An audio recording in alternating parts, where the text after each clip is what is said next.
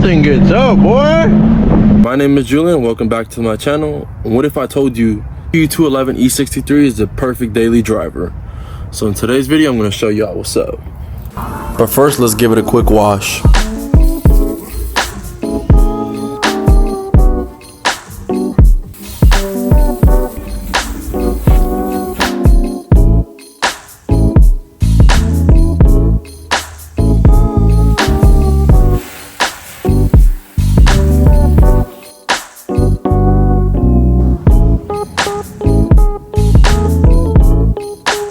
First things first, my favorite thing about this car probably has to be the body style.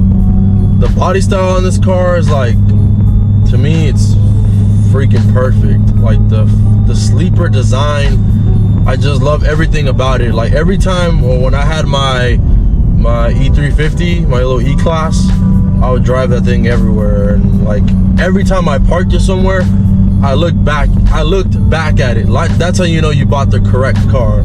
I would look back at it, even though it was a V6 E-Class, it was like the perfect car for me. And to be honest, I kind of miss it, and I miss the E-Classes, so that's why I really want to get myself another one. Another thing that I like about this car is that it doesn't attract too much attention. Like it has this, like it's sleek designs, and it might have a little carbon fiber and the big brakes, but like compared to like a Camaro or like a sports car, like cops don't look at this car unless you're spazzing and they can hear your exhaust fucking roaring from down the street. Then this is a different story. But this car is like the perfect sleeper, honestly. Like you could, there's been plenty of times where I've like been doing stuff in my E350 I've never gotten in trouble in, and yeah. So stopper behind us, but he's just like looking at me. There's a cop right next to me, by the way, so I'm gonna just try to keep both hands on the wheel and pretend like I'm a good driver.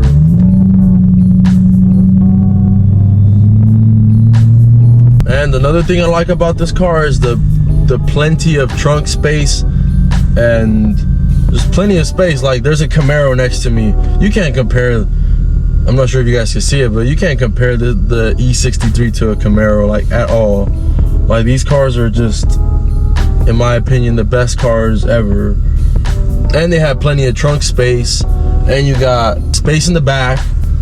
Yeah, this car to me, like even for a single fucking guy, I drove one of these cars to high school. It was like the perfect daily driver.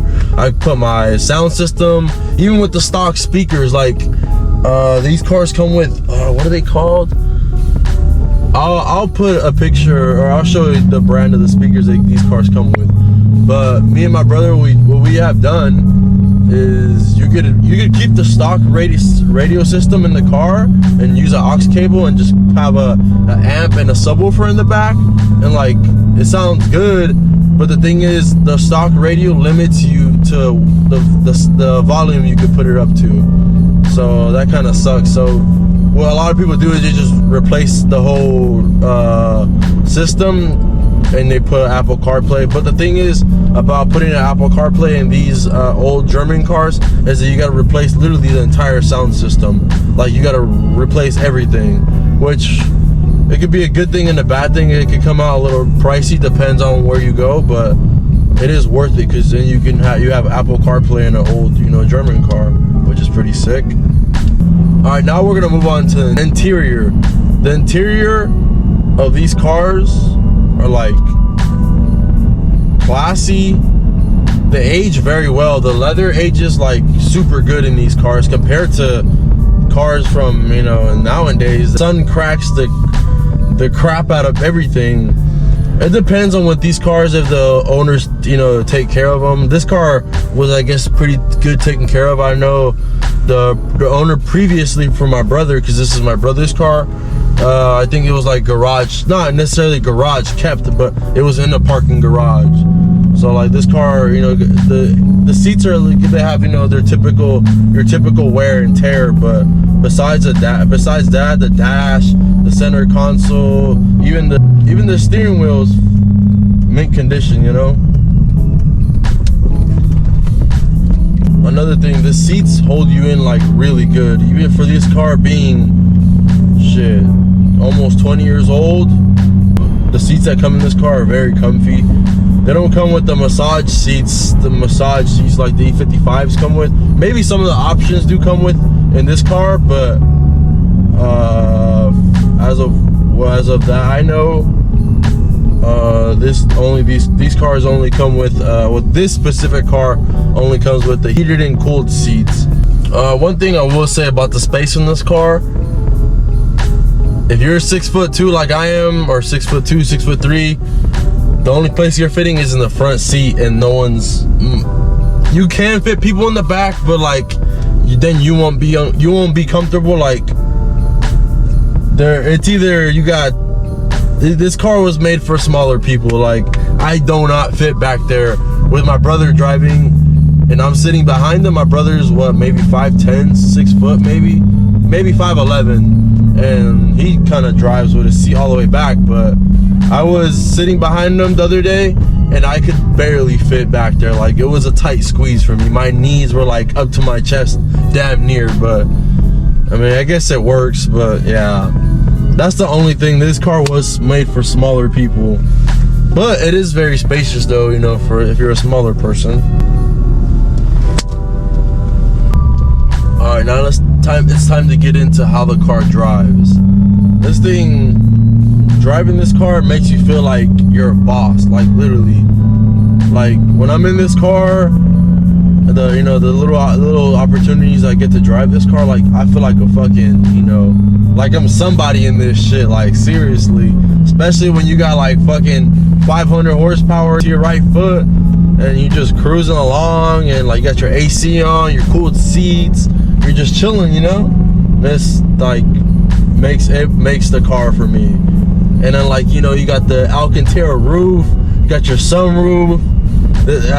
To me, this car is perfect. Maybe another car that would be able to compete with this is the CLS's, or even the newer AMGs. You can't compete with a new AMG and the ambient lighting and all that stuff. But this car, like I said, this car is almost 20 years old, and it's still like a pretty fucking decent car, or a pretty good looking car for its age. It's aged very well, I gotta say. Like this car, even driving this thing on the freeway, like this thing soaks up all the bumps. Or the car, I forgot to mention, the car is still on air ride suspension from the factory. The only negative issue about the air ride is that they give a lot of problems, like a lot of problems. Like my brother's basically replaced the whole entire air system because he wants to still keep the factory OEM comfortability of the car, which I don't blame him. The car feels amazing with the stock air ride. I'm pretty sure it's very outdated compared to the newer generation of cars, but this thing, it rides pretty smooth. And then when you put it in sport mode, you can the suspension has different suspension modes. So it has Sport 1. Wait, that's the parking brake. It has Sport 1 and then Sport 2, which I don't know which one's better, but 1 is more than 2, so we put it on 2. Just being able to downshift, use the paddles anytime you want, just floor it. This thing's fucking monster, bro. Like the M156, I think is what this motor's called. Bro, this thing, and it has I'm not sure if it has I think it has the cats removed, or it might have the cats. It just has the mufflers deleted. This thing sounds freaking amazing. Like, I hope I can get some exhaust notes when I'm parked somewhere up here.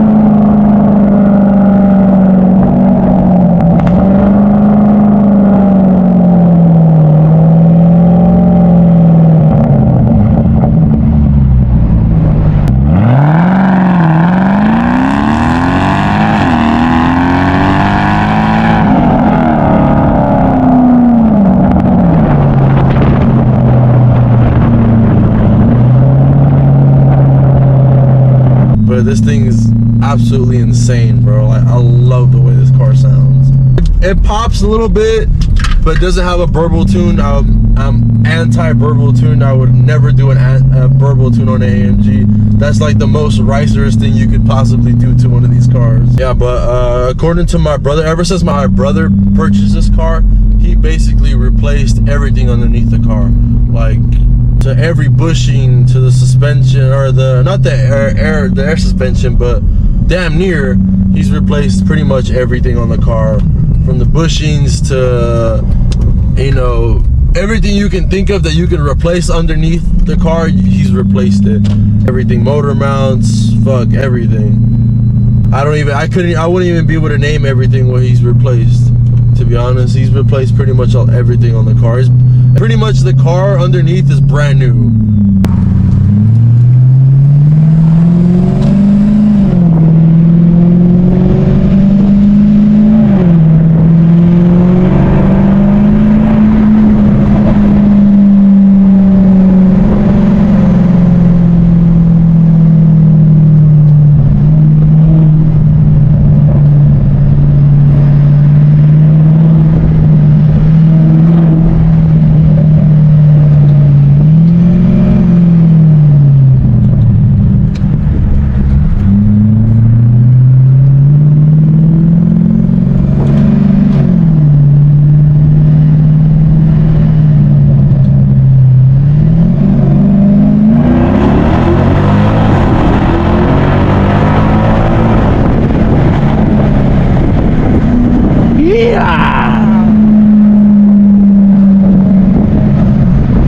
Thing gets up, boy.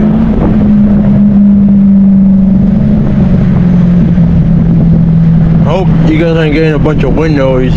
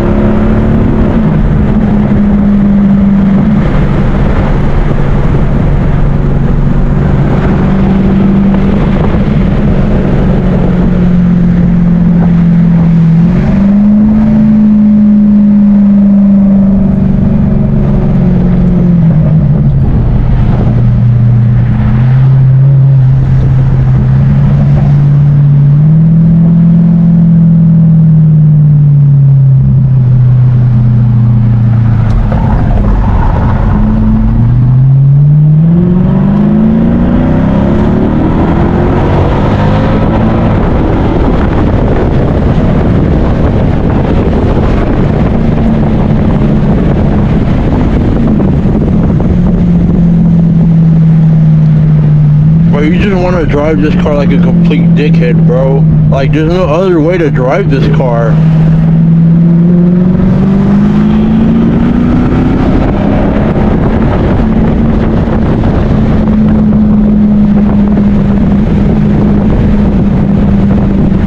Bro, this is a 2008!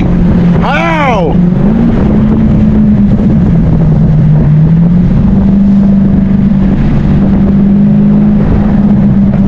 Oh my God.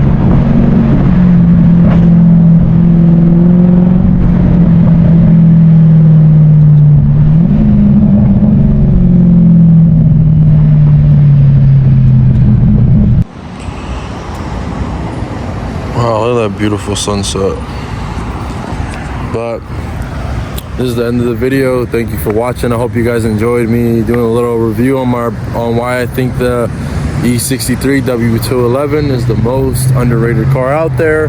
Probably even the perfect car to ever exist. I love these cars so much. Any E-Class w211 I spot on the street, it could be a V6, a V8, I spot them right away. Like, I can spot these cars from a mile away. These cars have my heart, and I am a huge fan of these fucking cars. And I really hope you guys enjoyed the video. I don't know if it came out good. I really hope it did. I had a little bit of fun. It was a little bit overwhelming. just because it was a little bit rushed, but we'll see how it came out. And if you guys enjoyed it, please leave a comment. Encourage me to make more videos so that way I can, you know, drive my brother's car a little bit more, and maybe it'll even encourage me to get my own E63, which I eventually hope to get. So yeah, I hope you guys liked it. Leave a like, comment, appreciate it. Thank you guys for watching. If you guys stayed until watching the whole video, I hope the video came out good. Thank you guys, appreciate it.